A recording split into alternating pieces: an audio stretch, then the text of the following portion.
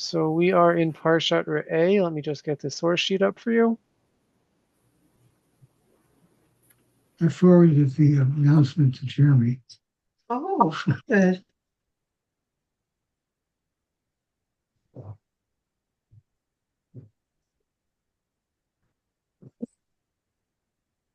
Avi's Fathom Note Taker. Your first quick. Oh. Avi, I got very scared. I saw your note taker, not you. I'll That's take off my, sorry. that's okay. Hi, Abby. I'm here. Hello. Hello. All right, how's the rest of your ride back? Thank God. Thank God, uneventful. Okay. Cool. All right. Okay, so we're in Parshat Re'eh, moving our way through Sefer Devarim. I wanted to focus on a very important passage from the Parsha, which, as we'll see, is, according to most authorities, the source of the mitzvah of Tzedakah. So we'll first look a little bit just at the verses in their context, and then we'll look at a few different matters of Tzedakah. There's obviously a lot to say about Tzedakah. We could give an entire year-long class on that topic if we wanted to. So we're not going to hit on everything, but hopefully give some framing and touch on some issues that are of interest, and maybe will spark further learning and research for everyone. So we begin in chapter 15, and the Torah is talking about Shemitah, right, the sabbatical year. Well, I think we get the whole thing on one screen. Okay. So Miketz Sheva Shanim Sa'aseh Shemitah. Every 7 years you should make a Shemitah year. Zeh Davar HaShemitah, Shamot Kol Baal Mashe Yado Asher Yasher B'Reyehu, Lo Yigos Et Reyehu, Et Achiv Ki Kara Shemitah LaHashem. And this is what the nature of Shemitah is, that all debts are canceled. And you can't dun your fellows, but you can't cheat someone knowing that Shemitah is coming. Okay,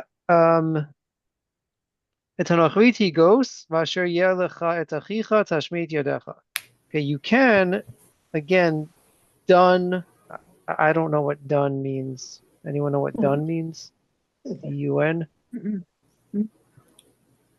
Okay. The English word done, you mean? Yes. Oh, yes. Sure. I think isn't that a British expression to done someone? It means Could be. to take a little bit off of the top, Okay, to cheat. Yeah, okay. So you can, right, you can, I don't think it means cheat in a literal sense of steal, but you can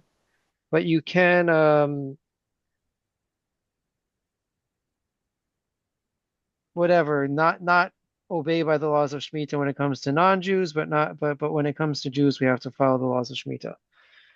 Ephes ki lo yeh b'cha evyon ki yivarech yivarechecha Hashem ba'aretz asher Hashem Elokecha notin lecha nachala l'rishta. There shall be no needy among you. Since God, you put it. I don't.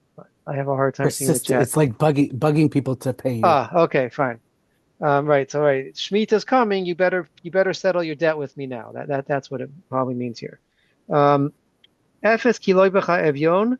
There will be no poor among you, because God will surely bless you in the land which He gives you. Right. That seems to be a promise that if you keep Shemitah and if you follow these rules and not dun your fellow Jew, there won't be any poor among you.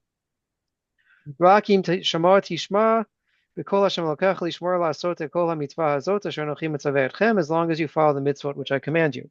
Ki Hashem Elokecha beirachecha kasher diber lach, because God will bless you as He has promised. V'avatata goyim rabim v'ata lo ta'avot mashalta b'goyim rabim u'v'cha lo yimsholu, and you will have dominion and control over the other nations, and they'll have no control over you. Okay, so that's right. That's sort of the introduction to the next set of mitzvot that the next set of psukim we're gonna discuss, starting in verse 7. If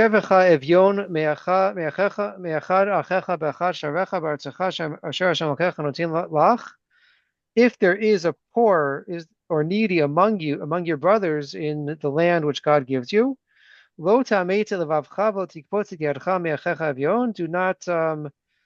Do not be haughty over him. Don't do anything to provoke him or to tease him or to make fun of him.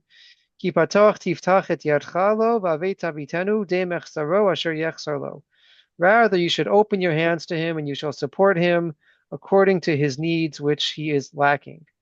Yishamer lecha pen davar im levavcha bli al lemor, harva shnat hasheva shnat hashmita v'ra'a incha ba'achicha avyon lo titain lo. Be very careful, lest your heart, right? I think we one year did a whole shir on this phrase bli al, lest your heart be cruel to say that the sabbatical year is coming, and your eyes will be stingy towards your brother, and you will not give him, and this will be a sin. Rather, you shall surely give him and not feel badly, not begrudge him. It's for this thing that God will bless you in all that you do. לא יחדל אביון מקרב הארץ, כי על כן אנוכי מצווך לאמור, פתוח תפתח את ידך לאחיך, לעניך ולאביונך בארצך. There will never cease to be poor among you, therefore I command you to open your hands and to provide to them. Okay, so on a we'll get back into it, but most agree that the source for tzedakah, the mitzvah of tzedakah, the mitzvah of charity, which we'll define a little bit more in a few minutes, comes from verse 7 or verse 8. Lo ta'amet et levavcha, lo tikpos et yadcha me'achicha evyon. Do not harden your heart and shut your hand against your needy kin. Ki patoch tiftach et yadcha lo, rather you shall open your hands to him, va'avot avitenu, and you shall support him, de mechsaro asher yechsar lo, according to what he is lacking. Right? So the detail of de mechsaro is quite interesting. The Gemara famously says that what does it mean to give him de mechsaro, according to that which he is lacking? Gemara says even if it's someone who was so wealthy that they were accustomed to having a horse-drawn chariot with servants running out in front of it, that's the level of support you have to provide them. There's a lot of discussion. How do we do that? What does that mean on a practical level? But meaning, right, it's not just to make sure that someone is not going to be starving and not going to be destitute, but we have to do our best to provide for them to live the lifestyle that they were accustomed to living before becoming poor. That's an interesting aside. We're not going to get into more details about that, but there's fascinating discussions about that issue. But that's the source. This is the source for tzedakah. In the framing of it, though, it's very interesting because Rashi notes that there seems to be a contradiction in the psukim. If we look in verse number 4, Efes kilovia yebecha evyon. There will be no poor among you if you follow God's rules. And at the same time, we read in verse 11, there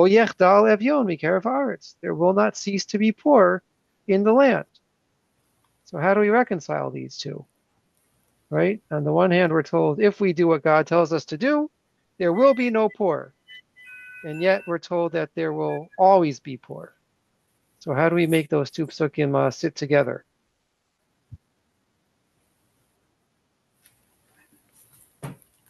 If everybody reaches into their pocket at least to cover their own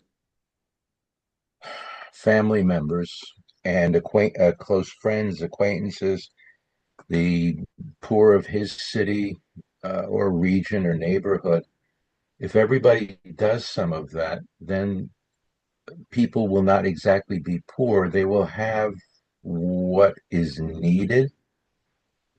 And that's a different kind of society than one that ignores the poor because, like certain Christians that think one of the signs that one is blessed and loved by God is that one is prosperous. If one is not blessed, So therefore one is poor. it's okay. I like what you're saying. How does that fit with the psukim? Well, with the one about there won't be poor people if everyone acts the way they should, as is stated in not to blind oneself to the need of if I'm paraphrasing uh, of a member of the family in particular, and one hopes the generosity would extend to others who might not be part of the immediate family but are relatives. Call Yisrael a raven zeh bazeh, because among other things we are one large family. Okay. Okay, and Uh, then so that gets into right not, again not a topic we're going to delve into tonight, but there's extensive discussion about how to triage or how to prioritize tzedakah giving, right? Who's your primary responsibility for, right? And then generally think about it as concentric circles of responsibility. And so, right, so the closest, the smallest circle, the greatest responsibility is towards your relatives. And then most agree that it's towards Aniye Irecha, the poor of your city. So there's a lot to what Robert's saying. Rashi takes a slightly different approach. Rashi tells us, right? So he points out the contradiction. Efes ki lo yebecha evyon, there will be no poor. Ulahalan omer ki lo yechtal evyon. But later on, it says that there will never cease to be poverty. So how do we reconcile that? Bizman shatem osim ritzono shel makom evyonim ba'achirim below bachem. Rashi says, no, the Torah is not lying. There always will be poverty in the world. But if you do God's will, right, if you follow the rules of tzedakah, then the poor will not be found among you, will not be found among the Jews, but the poor will be found among other people. Okay, so that also an interesting question. We'll get into this a little bit later about does the mitzvah of tzedakah extend to non-Jews?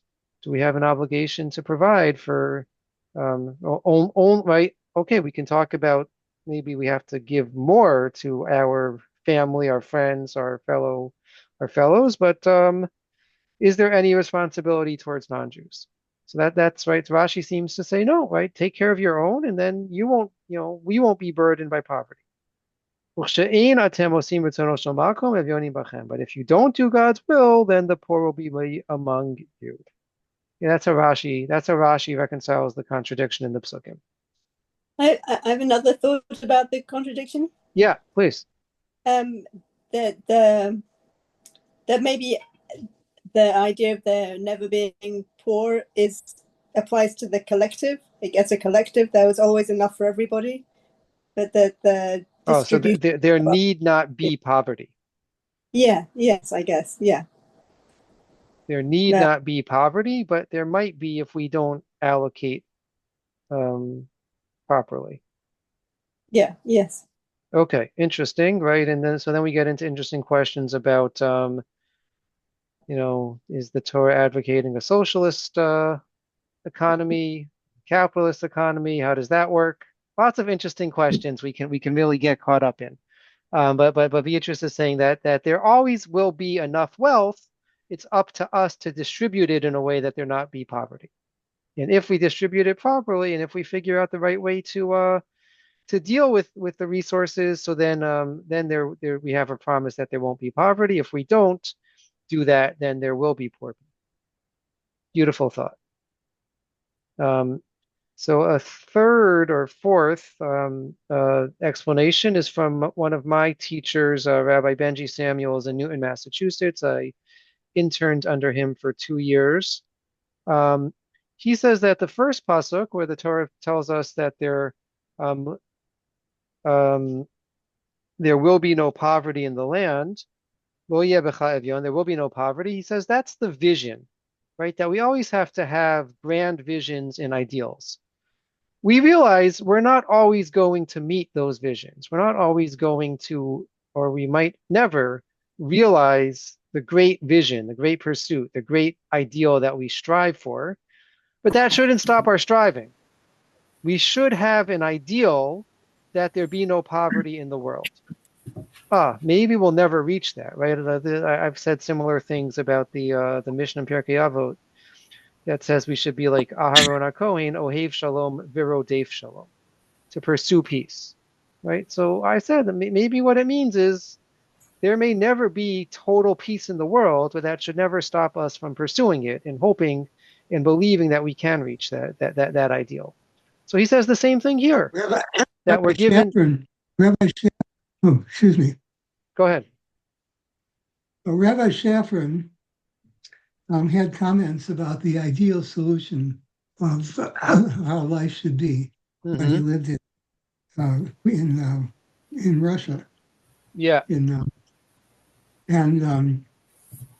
It's just sort of he says, how are you going to do what they want to do? Yeah, it's very hard to realize the ideals, right? But that shouldn't stop us from having ideals, right? He would pocket pieces of corn or pieces of grain, yeah, hide them away daily, so that they would be able to have something for Pesach. Wow, very powerful. So anyway, so it's an interesting way of the Torah framing the mitzvah of tzedakah is to give us this, this two very radical different visions or descriptions of what the world can or should be like. And so with that in mind, I think it enriches how we think about tzedakah. Okay, any other comments or thoughts on that piece? I thought I had heard from someone that if a fellow Jew comes up to one and says, I really need some help and, I need for you to do this for me, that we just have to do it without any other calculation. Yeah, so that's another really interesting question when it comes to tzedakah is how much do we have to check after someone, right? We're unfortunately all too aware of people that use the mitzvah of tzedakah to do scams, to cheat people, to steal people out of money. Where I just recently saw, there's a, whatever. There's lots of charlatans in the world and lots of people that are out to steal our innocent money. And so how much do we have to check after someone before supporting them? So the Gemara actually says that if it weren't for those dishonest scammers, we'd all be in real trouble. Because if scammers didn't exist, then we'd have very little excuse for not giving every time someone asked for money. But because there are scammers and we know that not everyone is honest, so if we're not so not so quick to give all the time, we have somewhat of an excuse. Right? Really interesting perspective on things. Quite interesting. Wow. Yeah. And so so the question of do you have to check after someone and how much do we believe when someone says that they have a real need is another interesting question. Okay, let's go on to the Sefer HaChinuch. So the first paragraph in the Sefer HaChinuch, he tells us mitzvah tzedakah, latzot tzedakah im hatzarich eleha b'simcha v'tuv levav, to give tzedakah to whoever needs it with happiness and an open and a good heart. Klomar shenitain mimamonenu lemisha yechsar lo ulechazek he'ani b'chol ma shetzarich mechiyato b'chol yecholotenu. That is to say that we should give from our money to anyone who is lacking and to support and strengthen the poor person, whatever they need for sustenance, with whatever we can. And this is the pasuk that we just read from our parsha. It says, "You shall surely open your hands to him." And the rabbis say, even if he asks you many times, you have to give every time. And it says in Sefer Vayikra, again in the context of of Shemitah, v'hechezakta bo ger v'toshav v'cha'imach. You shall strengthen the ger v'toshav, the stranger and the resident, and they shall live with you. V'che'achicha imach, your brother shall live with you. So we have this mitzvah of tzedakah. This, right, he's gotten into, I don't know that we need a real, right, the Sefer HaChinuch is known for always giving the explanations and the rationale behind the mitzvah. I think this is one that's self-evident to us. I don't know that we need it, and in any way, he already wrote about it elsewhere, so we're not going to go into there. But then if you look in paragraph 4, he says something really interesting. V'ata b'ni, al tachshov she'inyan mitzvat tzedakah lo yeh rak be'ani asher ein lo lechem v'simla. Don't think that the mitzvah of tzedakah applies only to a poor person who has no bread or no clothing. Ki af be'ashirim gedolim gam kein tikayim mitzvat tzedakah lifamim. You can also do the mitzvah of tzedakah with really wealthy people. Kigon ashir shu b'makom she'ein makirin oto v'tzarich le'ovot. Right, a very rich person comes to a new city and doesn't know how to get to the hotel, doesn't know how to get to shul, gets lost in the streets. Afilu be'ashir shu be'iro b'makom akirav pamim she'yitzarich mipnei choli. Rich people get sick also, right? And they're in need of support in a situation like that. Right? Or he's got a flat tire and you've got a pump and he doesn't have a pump, or God forbid there's a natural disaster. All sorts of situations where a rich person also needs help. So if you help such a person in such a situation, that certainly would be considered an act of tzedakah, an act of charity. The Torah always wants us to act kindly, etc., etc. Okay, so that's just an interesting perspective that don't think the mitzvah of tzedakah applies only to poor people. It can apply very much to rich people as well. I think we've seen this comment from Rabbi Soloveitchik on the Haggadah. We open up the Seder with halach ma'anya. This is the bread of affliction, and we say in there, Kol tichvin yeteve yechol, kol titzrich yeteve yifsach. Anyone who is hungry, let them come and eat. Anyone in need, let them come and celebrate Pesach with us. Rabbi Soloveitchik says, whoever is in need of bread, tifchin, is hungry. Kol ditzrich, everyone who's in need, refers to one who is alone, who has a lot of matzah and wine, but no home or family. There are indeed many ways to be included among kol ditzrich, those who are in need. The invitation to all who are in need is not yeteh v'yechol, it's not that they should come and eat, rather it's yeteh v'yifsach, they should come and celebrate Pesach with us. They should have a Seder and not be alone. It is an invitation addressed to unfortunate and lonely people. They might be millionaires. It is completely irrelevant. Whoever is in need should come and celebrate. Right. So again, right. So there's a lot of debate as to whether this is a halachic truism that the mitzvah of tzedakah applies to the wealthy. Right. Again, so sometimes it's just a question of, no one says that you shouldn't treat the rich person in need, that you shouldn't help them, but there is a question about whether that's an act of tzedakah or another good deed, right? Is that another form of chesed? So that's part of the debate. But fundamentally, that there is, right, we have to have a sensitivity and awareness, not only to the impoverished, but or we need to have a broader definition of what it means to be poor.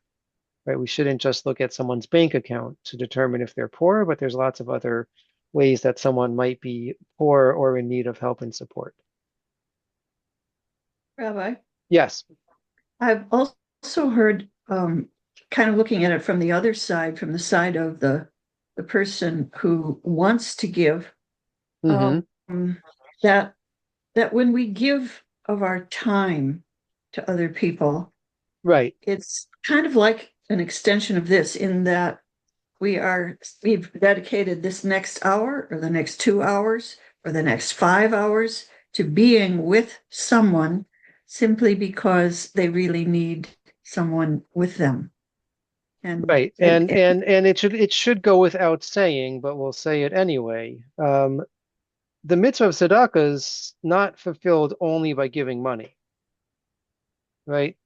Right. Certainly donating your time, volunteering at a soup kitchen, visiting the sick, going to a nursing home, all sorts of ways that one can fulfill the mitzvah of tzedakah. There's a component of giving money that and that's important, of course, right? I think we've said this also.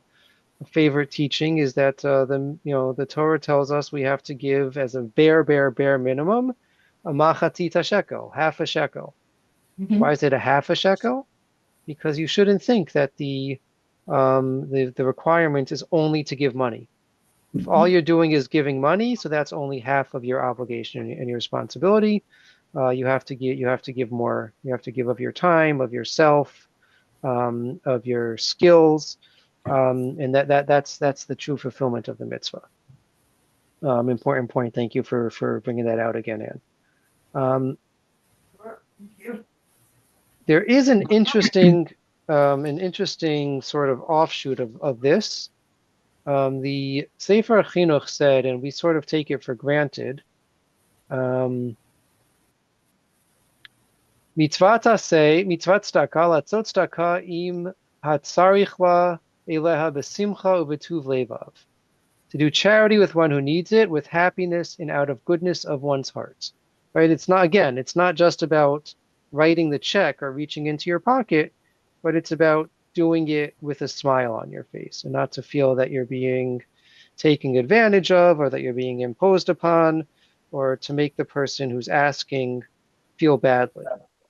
There's an interesting question about how much, right, for the Sefer Chinuch, this seems to be a fundamental component of the mitzvah, right? This is part of the definition of what the mitzvah is to have the right attitude when giving. With the Rambam, it's not quite as clear. If we look in the Sefer Mitzvot, for example, in source number 6, to give, right, the mitzvah is to give tzedakah and to strengthen those who are weak.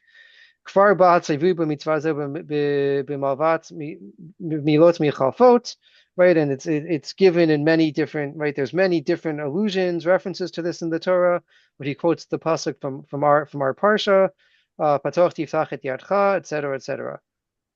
Okay. But there's no mention here of the attitude you have when you do the mitzvah. Same when he gives like a counter in the negative formulation in source number 7. We're commanded not to withhold tzedakah. Right? Okay, so we can't withhold it. And then in the Mishnah Torah, he's right. It's in the general category of matanot levyonim, gifts to the poor. So he deals with agricultural gifts also. So he gets into the money, the mitzvah tzedakah in chapter 7. Mitzvah taseh litain tzedakah la'aniyim kafi matche shera'ui la'ani im hayta yad hanotein maseget. Right, we have a mitzvah to give tzedakah to those who are poor according to what they need, if you're able to. Shene'emar patoch tiftach et yadcha lo, as it says, open your hand to him. V'ne'emar v'chezakta ger v'toshav, and it says you should strengthen the stranger and the resident. V'chai imach, they should live with you, etc. Again, no mention of the attitude which we have. It's only in chapter 10 of Matanot Levyonim, which is the final concluding chapter, and I think we mentioned the theory that Professor Twersky posited, that chapter 10, the end of any section in the Mishnah Torah is where the Rambam sort of gets a little bit more philosophical and sort of is no longer caught up in the detail and minutia of the law.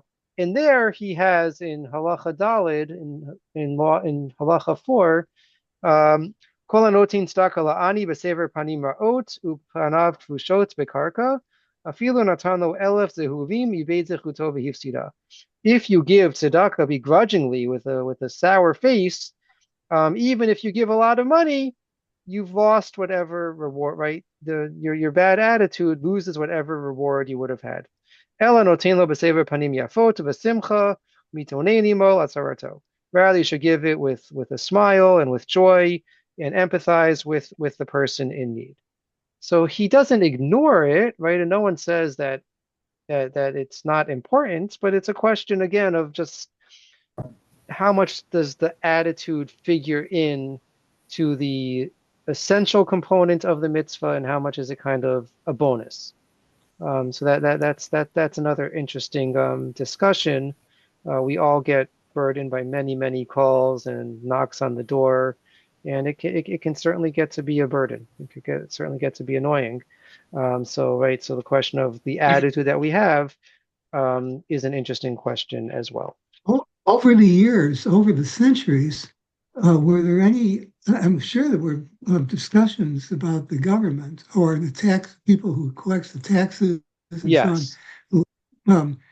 And there must have been a lot of, conversation, let's say, back and forth on that. So And is any of these things written down? Surprisingly, it's much more of a modern discussion because, taxes in the Middle Ages that the government collected from the Jewish community wasn't going for social services and wasn't going to help out the poor. It was going to pad the king's bank account, right? But when we get to more democratic societies where there are taxes and there is a sense of social responsibility, there is a lot of discussion about that, right? There's discussion about number one in calculation of maaser, right? Of giving, that we have a general requirement to give a tenth of our earnings to tzedakah, right? So one question is, does tax money count towards maaser? Does it count? And so a general consensus is that if there is no distinction about who gets the money, meaning if it only, right, if it's a situation where the Jewish community is being taxed to support the dominant host population, the Christian community of France or whatever, so that would be not a fulfillment of the mitzvah of tzedakah. But if it's going to Jews and non-Jews equally, based on need, so yes, there is general consensus that certainly counts, and when calculating how much, what number you should calculate your maaser based off of, right? Is it pre-tax or post-tax? So most say, the taxes count. The taxes count towards your maaser. Interesting that there are interesting discussions about that, right? Does donating to disaster relief, right? All sorts of interesting questions. Is a Gemilas Chesed an act of tzedakah? So that gets into what the Sefer Chinuch was talking about, right? About how broadly we define an ani, right? Someone in need, a poor person. Is technically there's debate whether it's an act of tzedakah or whether it's something else, whether it's a different mitzvah. But there certainly are those, the Sefer Chinuch, this thing from Rabbi Soloveitchik that implies that yes, that any act of chesed would be considered a tzedakah act as well. But is chesed limited to people who are in the Jewish community as such? Okay, so let's go to let's skip to source number 14, which is where we begin to explore the question of whether tzedakah applies only to Jews or whether we can fulfill the mitzvah by giving to non-Jews. So actually, we have to go back to source number 1 before we do source number 14. Sorry, Rabbi. Yeah. I've lost the source sheet and I can see everybody's faces, but I don't know how to get back to the source sheet. Does everyone else still see the sheet? Yeah. Can you see it now? No. Let me see it. What if I do this? I'm going to stop for a second and then do it again. There's an icon in okay, that'll work too. No, I just see people's faces. Right, and now it's back? No, that's better. Okay. Yeah, that's excellent. Thank you. All right. So in the first source that we saw, um, it tells us Kiebecha evyon me'achad achecha ve'achad she'arecha. If there be poor among your from one of your brethren in your gates, ba'artzacha shem asher kacha notin lacha, lo ta'ametz et levavcha, lo tikvos et yadcha me'achicha he'evyon. Do not have a hard heart. Do not withhold from your impoverished brother. Ki patoch tiftach et yadcha lo, rather you should open your hands to him. Okay, so the Torah in giving us the mitzvah of tzedakah uses the term achicha, your brother, and that would certainly imply a fellow Jew, right? So there's darshan, there's right, the Gemara says, right, not even on a pshat, just your brother would imply some sort of blood connection, but it says achicha b'mitzvot, your brother, your equal, your peer in mitzvot, meaning it applies to someone who's equally obligated in it. Non-Jews are not obligated in mitzvot, so right, so so But it they would are obligated in the Sheva Mitzvot Mibnei Noah. they are obligated in the Sheva mitzvot b'nei Noach. That is true. So number one, tzedakah is not one of those mitzvot. Right? Maybe, right? The big debate whether the requirement of dinim of having a court system is that literally just to adjudicate misgivings between people, or is that sort of to set up a system of governance? So depending on how you interpret that, maybe tzedakah does fall under the requirement of dinim. Right? They do have sheva mitzvot b'nei Noach, but they don't have equal level obligation. They're certainly not obligated in Taryag mitzvot. But isn't there also within that pasuk, can't I say that it doesn't apply outside of Eretz Israel? Yeah, so that's so possibly, or right. So that's another sort of interesting side discussion. No one really Okay. takes that too seriously on a practical level. Yeah. Okay. So right, another possible source for the mitzvah of tzedakah is source number 14 from Sefer Shmot, Im kesef talveh et ami et ani imach. If you or when you lend money to the poor, lo dielo kinoshe lo tishminu av neshech, don't take interest from them. The Gemara there says, source number 15, Ika dematne lahad Rav Huna ahad de Tani Rav Yosef, im kesef talvet ami etani imach, ami vigoy, ami kodem, right? So the Torah says, im kesef talvet et ami, if you lend money to my nation, ami, so that means if you have a choice, right? Two equally deserving people or needy people, a Jew and a non-Jew, Ami Kodem. So the Jew should come first. Again, priorities, right? We prioritize giving to the Jew. Ani ve'ashir, ani Kodem, right? A poor person and a rich person. So the poor person comes first. But the point of that Gemara is it doesn't say that a goy is excluded from the mitzvah. It says that a goy comes second, but that there is some mitzvah of tzedakah that is associated with the goy.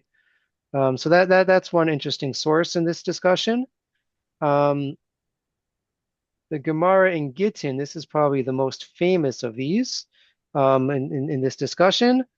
Ein memachin biad aniyei goyim beleket shechacha upeya mipnei darkei shalom. We don't prevent poor non-Jews from collecting leket shechacha and peya, the gleanings and and from the corner. Of the field because of darchei shalom, because of the ways of peace. Tanu Rabbanan, mifarnasim aniyei goyim im aniyei Yisrael, mikavrin cholei goyim im cholei Yisrael, mikovrin metei goyim im metei Yisrael, mipnei darchei shalom. Rabbis say that we support non-Jew, impoverished non-Jews along with impoverished Jews. We visit non-Jewish sick people along with Jewish sick people, and we bury non-Jews along with Jews because of darchei shalom. So if you read that Gemara, what do you think darchei shalom means?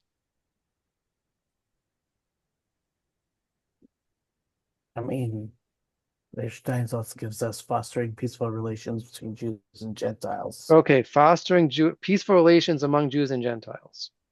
Although they are meant exclusively for the Jewish poor, we also do it for the non-Jewish in order to foster peaceful relations. Okay, so what does that? Let's flesh that out a little bit. So I generally read this Gemara in term, the halachic term is Ava. So there's a concept in halacha that's called Ava that we translate as, I always have a hard time pronouncing this, enmity, right? Hatred. That we're afraid that if we wouldn't give tzedakah to the non-Jew because they're non-Jew, and if we wouldn't visit non-Jewish sick, so that will cause lots of problems for the Jewish people, right? The government's going to get word that the Jews only support their own; they don't care about the broader society. All right, this is often brought as an example with doctors treating the ill on Shabbos. So technically, you're only allowed to violate Shabbos again for someone who is obligated in Shabbos. We say Chalel alav Shabbat achat kedei sheishmor Shabbatot harbeh. We can desecrate one Shabbos in order that the person will be able to keep many Shabbos in the future. But if a non-Jew is not obligated to keep Shabbos in the future, there's no halachic way to justify violating Shabbos now, for the non-Jew, except for the concept of Ava, that if the general population gets word that Jewish doctors don't treat non-Jews because that's going to be very bad. That's going to be very, very, very bad. So in order to protect ourselves, we treat the non-Jews as well. That's how I think most people read this Gemara. We read the Darchei Shalom is similar, right? It's a similar idea that we want to, in order for our own peace, our own peace of mind, our own self-preservation, we do these acts of charity for non-Jews as well. One of the biggest donors, givers of charity in the history of Jews since Sheshet Yemei Breshit was the head of Sears and Roebuck Corporation, the Amazon of the 1920s, 30s, 40s, and so on. He issued a directive that anybody who could afford to pay for the products of Sears could receive the products by mail and try the products on. And if for some reason it was not suitable, didn't fit, it would be returned and accepted. In half the United States until the 1950s, it was illegal for Black people to try on clothing. In Baltimore, Hochschild Kohn and the Heck Company, the old department stores from ancient history, each of them set up a kind of bargain basement.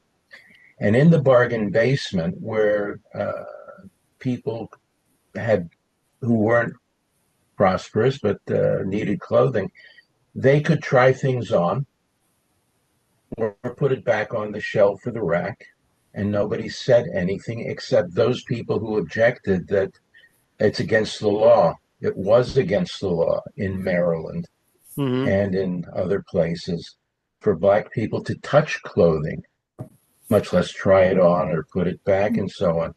The head of Sears and Roebuck gave a vast fortune to provide education for Black children in segregated societies where they were given the worst of the worst as a school for them, segregated. They were given the oldest torn textbooks. They were allowed to use the great outdoors as a toilet. They had no running water and so on. This was in Maryland in different Hmm. parts of the state and many other places. 5,000 classrooms were built with the money of this major Jewish donor. I have to Wow. apologize. I'm running a blank on his name, Wow. the head of Sears and Roebuck. Mm. Um, and Yeah. Thank there God we were have. people who, Zahur Latov, Yeah. um, he did other things because he felt as a Jew and as a citizen of America that there are responsibilities to the broader community. He Yeah. acted It, as it goes. I he mean, acted. it's an interesting question, right? Meaning, like, so we'll go through a few more sources in a minute, but it is an interesting question because we in more recent times, I don't think anyone would take issue with what you just described, Robert. I hope not. I think it's beautiful and powerful. Hadassah Hospital. But there's discussion in modern times about how all the Jewish philanthropy money is going to secular universities and museums and operas and not to Jewish causes. And that's an issue as well, or maybe it's an issue. I don't know, but certainly it's an issue of concern for the Jewish communal world. Um, and it's whether it's a technical issue, it does say something that if these people with mega wealth don't feel compelled to support Jewish causes as part of their portfolio, that's an issue as well. Um, okay, but let's leave that aside for a moment. Um, so just the Gemara that we saw with Darchei Shalom said that we mefarnasim aniyei goyim im aniyei Yisrael, that you have to give to non-Jewish poor along with the Jewish poor. So you might have thought, well, that's if you're walking down the street and there's one guy standing on one corner wearing a yarmulke asking for change, and on the next corner there's a guy not wearing a yarmulke asking for change. So since they saw you give to the guy wearing the yarmulke, you have to give to the guy not wearing the yarmulke. Or you go to visit your friend in the hospital, and on the way to their room, you pass by someone else who looks like they could use a visit. But if your friend is at home, and you're not going to encounter the non-Jew in this situation, so maybe then it's just an issue of kind of like um, not being a jerk in public. But no, the Shach says no. The Shach says you might have thought that way. Im Aniyei Yisrael. Sorry, let me give the Shach on your screen. With Jewish poor. Lav dafka ela filo aniyei of the kochavim lechud mefarnasim mipnei darchei shalom. He says no, that this principle of darchei shalom applies even if the non-Jews are completely separate and you're not having this sort of mixed interaction. Again, in the Rambam, in source number 19, the Rambam tells us mefarnasim aniyei ovdei kochavim im aniyei Yisrael mipnei darchei shalom. We like a direct quote from the Gemara. We support non-Jewish poor along with Jewish impoverished because of darchei shalom, and we don't prevent them from taking shechacha. Exact quote from the Gemara. What's interesting though is if you go to the Rambam and Hilchot Melachim, we have a little bit of a parallel discussion that we had earlier about, is this strict halacha or is it Hilchot Melachim in chapter 10 more philosophical and maybe not as strict halachic, but he's dealing first with if you have a legal matter between a Jew and a non-Jew, do you go to Jewish court or non-Jewish court? We're not going to get caught up in those details right now. It's interesting discussion. But then about halfway down, it says,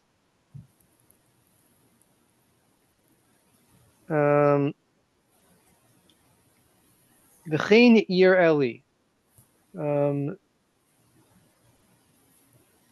It appears to me, sorry, where's the English here? 2 lines before the end of the page. No, you went past it. Go up. No, Go up. I don't think that was it. I don't think that was it. That appears to me on the Similarly, last it 2 appears lines? to me. Similarly, over here. Okay, V'chein ir Eli. Similarly, it appears to me. No, I lost it in the Hebrew. It's page up. No, on my sheet. Shenohagim im gerei tosha b'derech eretz gemilut chasadim kimo ki Yisrael. That we have to treat non-Jews, resident aliens, with derech eretz and with kindness, like we would a Jew. Harei anu mitzuvin lo beger harei anu mitzuvin lachayutan. That's because we're commanded to provide for them. Shene'amar lager asher b'sharecha titnena v'achla. Right. So this is talking specifically about a ger toshav, a resident alien, whether that means a convert or someone living by the Noahide commandments. Okay, not so crucial right now. V'zeh shamru chachamim ein koflin lahen shalom ba'akum v'lo beger tosha. Okay, again, don't worry. Afilu ha'akum, even when it comes to akum, to an idolater. Tzivu chachamim levaker choleihem v'likbor meiteihem im meitei Yisrael ulefarnasim aniyehem ulefarnes aniyehem bichlal aniyei Yisrael mipnei darkei shalom. Even when it comes to an idolater, the sages commanded us to visit the sick, to bury their dead, to support their poor, their impoverished, as we would with Jews. Because of darkei shalom, because of the ways of peace. Harei ne'emar tov Hashem lakol v'achamav al kol ma'asa v'ne'emar darchei noam v'chol netivotei shalom. It says God is good to all and his compassion extends to all his creatures, and it says its ways are ways of pleasantness and all of its paths are peace. Those last lines are perhaps of great significance. It's been suggested that those last lines are of great significance because the Rambam is taking what we thought was sort of a throwaway justification that we have to treat people in order to avoid, this notion of Ava, this notion that it's going to cause us harm if we don't. And he makes it an intrinsic Jewish value, right? Darchei Shalom doesn't mean we have to do some, we have to protect our backs. Darchei Shalom means that the Torah has values which say, Darchei Noam v'chol netivotei shalom. The path of Torah is peace. So if we're able to act in this way that will bring shalom to the world, that is a Torah value. Supporting the non-Jewish poor, giving tzedakah to non-Jews, is in fact an intrinsic, inherent, innate Torah value, and not something that's sort of piled on to avoid these awkward or perhaps dangerous social situations. That's the suggestion. That Darchei Shalom is something much more intrinsic. And so then we get into the question about, do we have responsibility towards non-Jews or non-Jewish causes? The answer is very possibly yes, resounding yes. Right. I'll just add to that in the discussion of prioritization, we said that the number one, the closest responsibility is to your own family, and then it's to Aniyei Irecha, to the poor of your city. So it's been suggested again that the reason why we have an obligation towards there's an interesting discussion nowadays about what does that mean when we, in the internet world where we're able to equally interact with people all over the world, does Aniyei Irecha carry the same weight? But one argument why we have this requirement of Aniyei Irecha, the poor of your city, is that is sort of in your own interest as well, right? So certainly to support the local hospital, even if it's not a Jewish hospital, right? God forbid, you need to go to a hospital, so then there's a hospital there that you can go to. If you don't support, the local fire department, so what's going to happen if your house is on fire? So there is that element. Again, I don't know if it cheapens it, but sort of thinking of tzedakah as an insurance policy that if you take care of others when you're able to, then you'll be taken care of if the time comes when you're in need of help and support. So supporting local causes, certainly non-religious, civic causes, municipal causes that benefit the entire area in which you live, is an extension of that principle of Aniyei Irecha, that may very well be defined as the poor of your city. It's not literally where someone mail is delivered, but it's about ensuring that you're living in a place where people are taken care of, and that there's this sort of unwritten social contract that if you provide support when you're able to, that support will be provided to you when if and when you need it as well. Okay, this is a lot here. Rabbi? There's a yes. One of the things that our wonderful friend Behruz Sadatmand or Simon taught us one day when we went to his store, it was very hard to pay the full price for anything in his store. Mm-hmm. If somebody was Jewish, he made sure that he was taking this off for that and that off for that. But anyway, he had a way of defining the word shalom that has to do with kind of how it is meant colloquially too, I guess, for him in Iran. When you ask someone if they have peace, if they have shalom, it means, do you have everything you need and you want? Like shalom. That is a way of understanding what the word shalom is. If you do, then he's finished the transaction with a person. Yeah. Once he's absolutely certain they have everything they really need and they really want. That was his understanding of the word shalom. Right. So the word shalom is the same shoresh as the word shalem, which means whole. Right. So complete. Is a person whole or complete? Yeah. Okay. I wanted to just comment on the conversation about like giving tzedakah. Is it for the poor person, or isn't there like that? Maybe we even already said it, that giving tzedakah is like, this is the kind of person you should be. Yes. Right. So there's one part, the poor person, and there's the other part of like the practice of being charitable, right?